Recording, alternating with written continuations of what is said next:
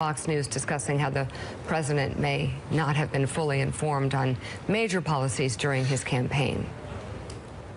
He has evolved in the way he's looked at things. Campaign to governing are two different things, and this president is very flexible in terms of what is within the realm of the possible. So Kelly said Trump had, quote, changed his attitude on issues like the wall, prompting the president to tweet this morning this: "The wall is the wall.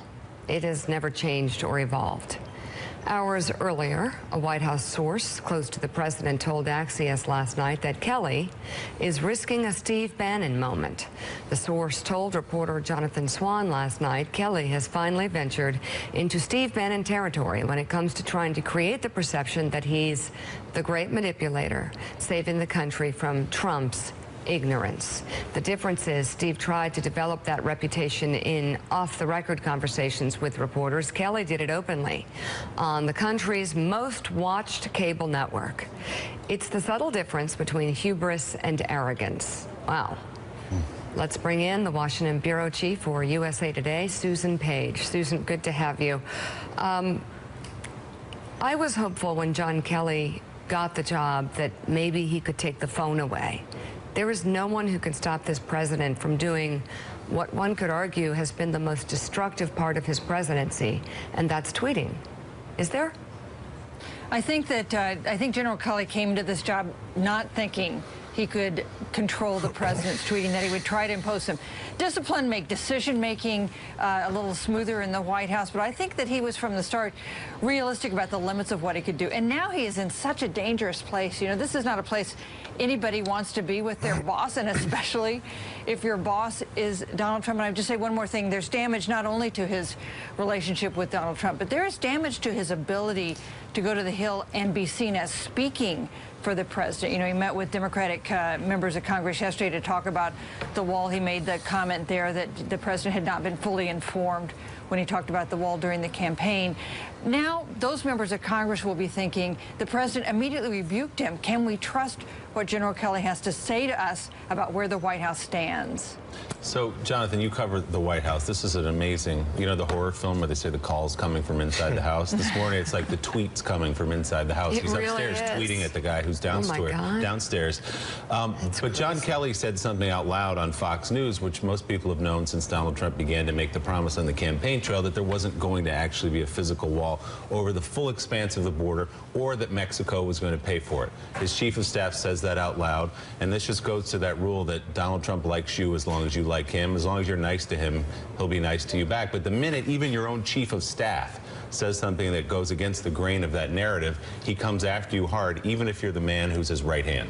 That's right. I mean, certainly the president throughout made the wall the central issue of his campaign. He hates any attempt that he feels like he's being undermined. And he thinks clearly this is a reaction to what John Kelly said last night. He feels like he's rebutting against the idea that he's being manipulated, that he doesn't know what he's talking about. And if Kelly's not having a Steve Bannon moment, he's at least having his Rex Tillerson moment, where he's being publicly undercut on Twitter by the president. This sort of out in the open disagreement that is sort of unheard of among White Houses. I mean, no question that there are disagreements behind the scenes in any White House, but to see it spill out like this at 140 or 280 characters at a time is pretty remarkable. It also feels like Trump is still trying to kind of navigate and figure out what the politics of immigration for him are, because this is a candidate who found sort of a political opening to get to the presidency, to get to the Republican nomination by going very hardline on immigration. That field of 17 candidates, that's the issue more than any other he used to distinguish himself and to buy credibility with the base of the Republican Party, the most hardline rhetoric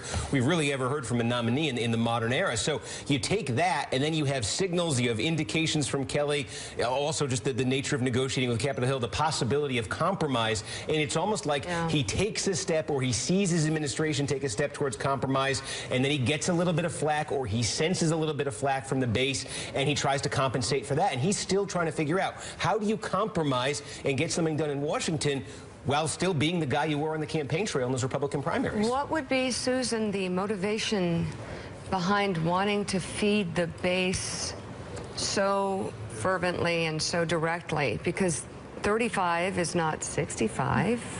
35 is 35 or 34, you know, depending on how, I mean, there's What's the problem with the math in his mind, or what's the motivation behind feeding the base in the ways that he does? That's such a great question, because it's been one of the puzzles of the Trump presidency starting almost a year ago. We're almost up at the one-year anniversary of his inauguration, and from that first inaugural speech, remember American Carnage, he chose to speak to his base, not to the larger public. The president has never tried in a serious way to reach out to the people who did not vote for him.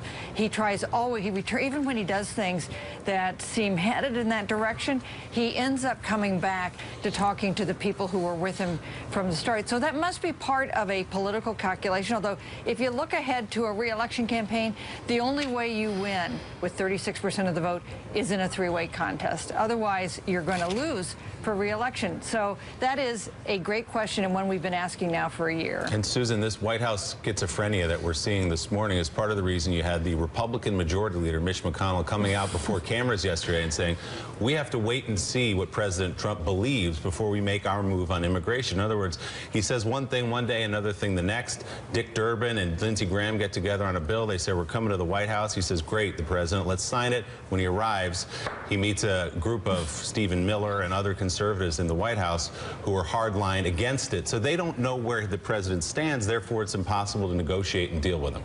Wasn't that remarkable yesterday with Senator McConnell? And that was, by the way, about as mad as I've seen Senator McConnell be in a public setting. I mean, that was like a DEFCON 1 for Senator McConnell. And, you know, you think also about Bob Dole being up there on the Hill yesterday to receive the Congressional Medal of Honor, and how he, when he was Senate Majority Leader, he negotiated some tough deals that required reaching across party lines, things that were hard to get.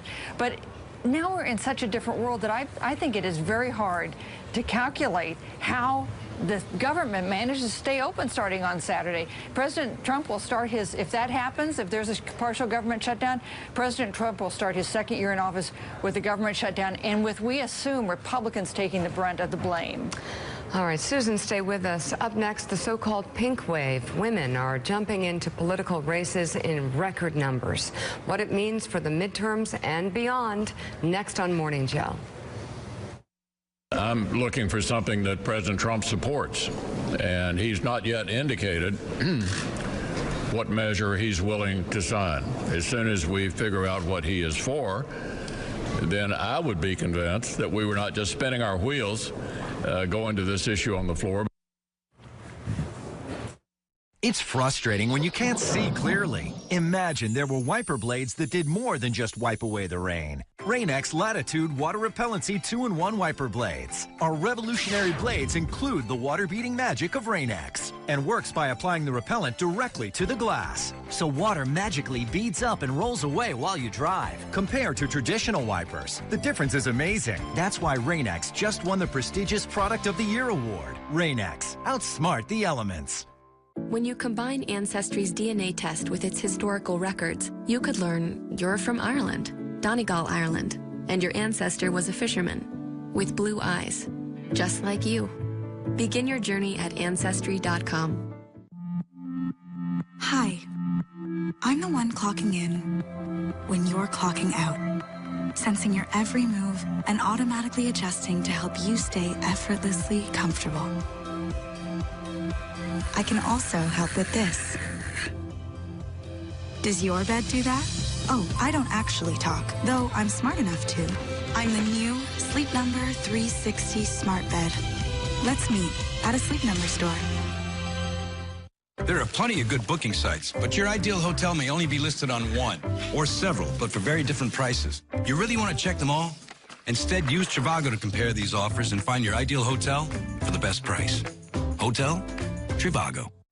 Time to drop all those unhealthy pounds that have been weighing you down. I dropped 135 pounds. I lost 55 pounds on Nutrisystem. I'm down 41 pounds. Introducing Turbo 13 from Nutrisystem. Now with all new turbo boosters to rev your metabolism. Lose up to 13 pounds and 7 inches overall in your first month. Lose weight fast. Money back guarantee. I'm